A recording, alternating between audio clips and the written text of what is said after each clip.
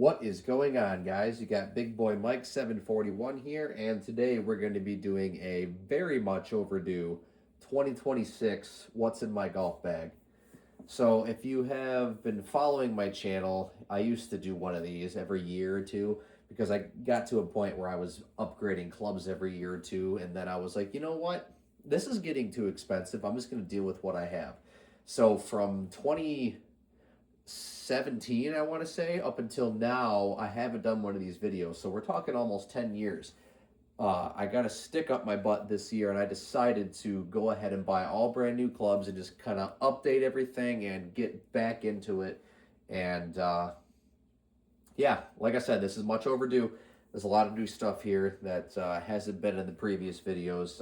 Almost $3,000 later.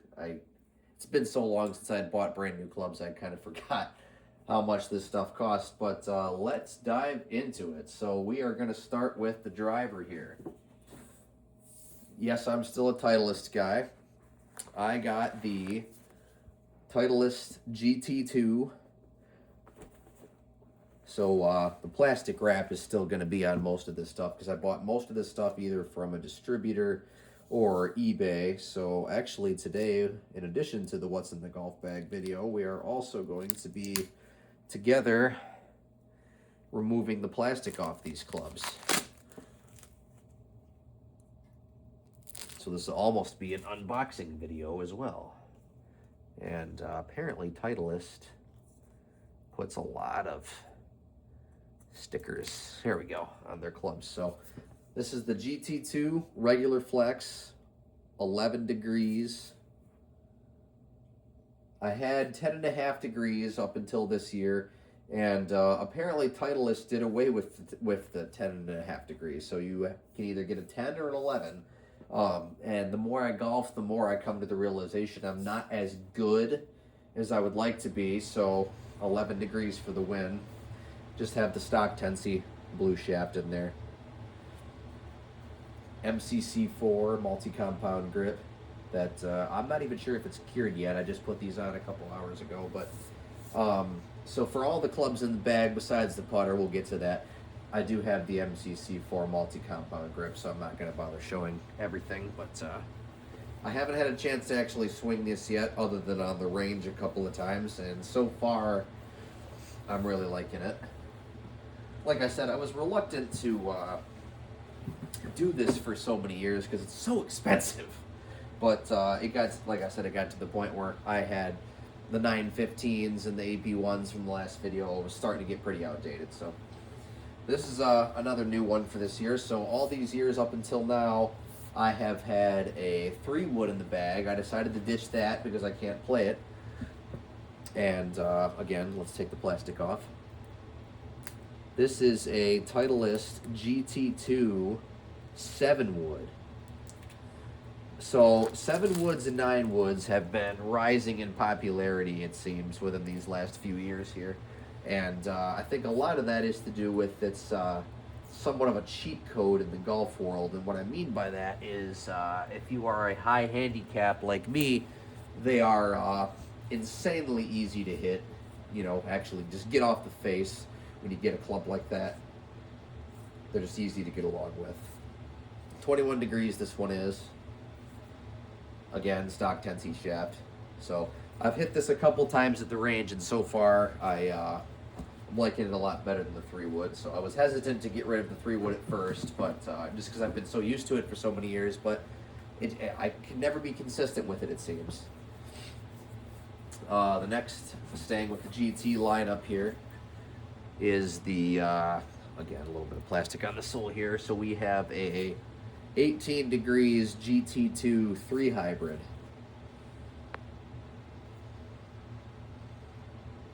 The same Tensi shaft. The 3 hybrid's new for me this year. I never really had anything for... I got rid of my 3-iron quite a few years ago, and I never had a 3 hybrid until this year because actually, we'll get to the iron set shortly, but Titleist seems to be doing away with the 4-iron even. So pretty much 5 through pitch and then an additional wedge is what they're doing now for irons. So I decided that there's kind of a gap in my bag, so I kind of filled it with that 3 hybrid. I haven't had a chance to hit it yet, but we'll see how that works out. 4 hybrid, exact same thing. That's 21 degrees 4 hybrid. Let's get that plastic off here.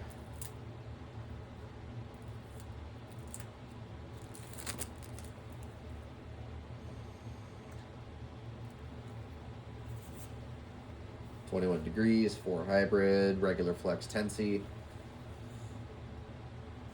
I could be totally pronouncing that wrong, but I'm pretty sure it's Tensi. So, but moving on to the irons. So somebody in one of my other videos commented, and I quote to you, "Holy gay iron covers," but I'm the guy laughing because 5-6 years down the road, my irons still look brand new. Because if you don't use at least some sort of protection on your irons, the bag chatter is ridiculous. 2 seasons down the road, they look like hell. But let's get this off here. This is one that I'm proud to have. These were kind of hard to come by. I got a really good deal on eBay, actually. These are the Titleist T350 Black Edition. Blackout Edition. I don't know exactly what they call them, but they're all murdered out here. Let's get that off here. So I'll tell you, this year, I was really up in the air about which iron to go because I had what were they? They were AP1, I want to say they were 7/16s prior to this, and I got really used to that platform.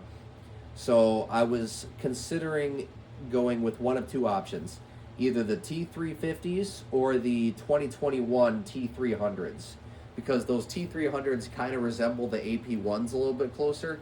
But I saw these, and it's kind of silly to say that I went for them because of that black finish, but the sex appeal on these are just incredible. What I don't like as much about the T350s is it's kind of, I almost want to say this feels like a hybrid. Or if you kind of remember those old Titleist, I forget what they're called, but back in the day, Titleist kind of had a hybrid similar to this that felt like an iron, but it was actually a hybrid, but whatever.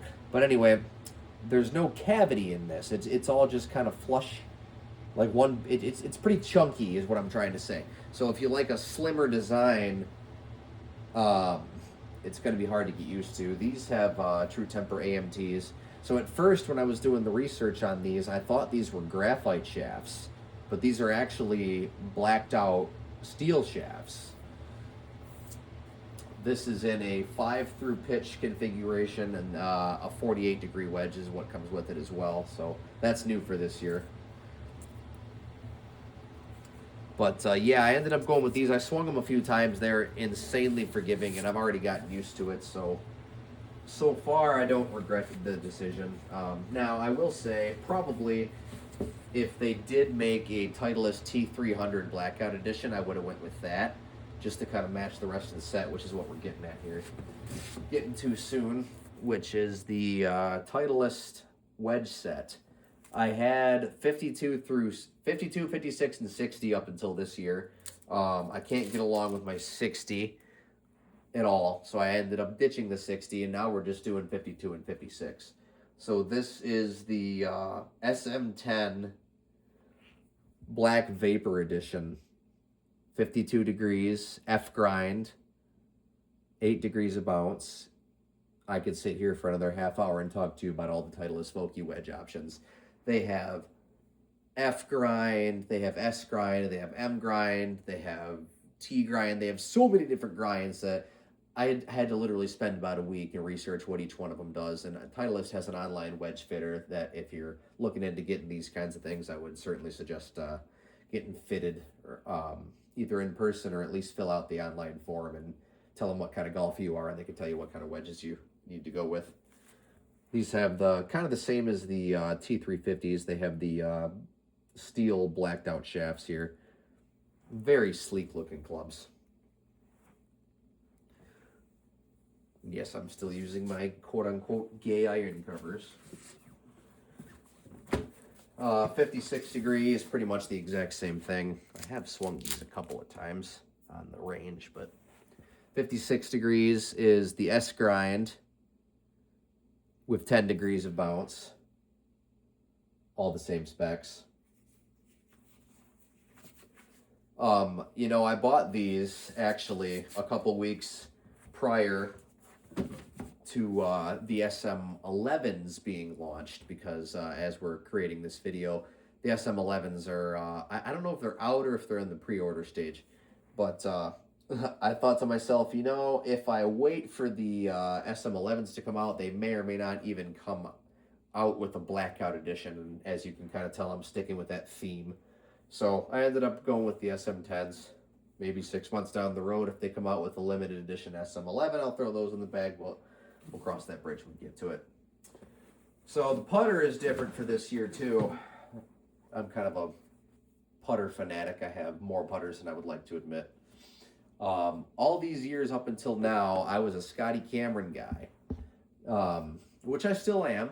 I probably still go back to that every once in a while, but we are using a Lab DF3 this year. I have done a bunch of carpet rolls with this putter, and it is just it is the smoothest putter I have ever felt in my entire life. I've sunk more in-house putts with this thing. I haven't even had it on the course yet, and I just like the way it feels. You know, that zero torque, I guess they're calling it. So I'm definitely changing it up this year. I'm a blue guy, as you can clearly tell, so half the putters I have in my collection are blue. This one had to get custom ordered. It's got that pressed pistol grip here, and you can see there's a little bit of an offset here where if you hold it at address, you can kind of see it's just offset, and for some people that might feel weird, but it's a very, very comfortable putter. I'll make a whole separate video about this at some point, but gravitating towards mallet, obviously. I had the Select Scotty Newport 2 in my bag for so many years, and I'll never get rid of that putter.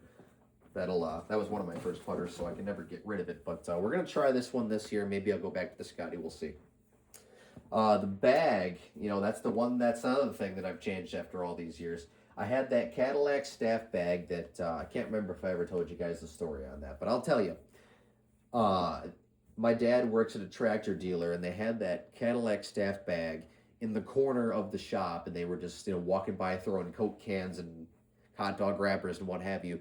They were using that thing as a garbage can, and after some convincing, I finally got it, and I've been using that bag all these years up until now, until I came across this one on Facebook Marketplace. It's a Titleist Pro V1X. I don't know if it was a display bag or if it was just a promo bag or whatever the case was, but I saw it and fell in love with it, so this is going to be my gamer bag this year. I do still have the Cadillac bag. It's currently being used to hold about 10 putters in my collection, so that bag will never go anywhere, but it's retired from daily use, I guess I'll say. The balls are all the same, Titleist Pro V1, Titleist Pro V1X, or I do like Bridgestone B330s. They discontinued those relatively recently, so I'm getting all the used ones. But this is from the local golf show. This is called the Caddy Sack. Pick yourself up one of these if your golf course allows that kind of thing. Pretty cool. So I think that's going to about wrap it up for us today. Questions, comments, Big Boy Mike 741. Stay tuned. I'm probably going to be doing some other videos, like I said, on that Lab putter, or some other videos on the other putters that I've recently acquired. I'm sure you guys will want to see that. But wish me luck, and I'm hoping these are going to be good for me.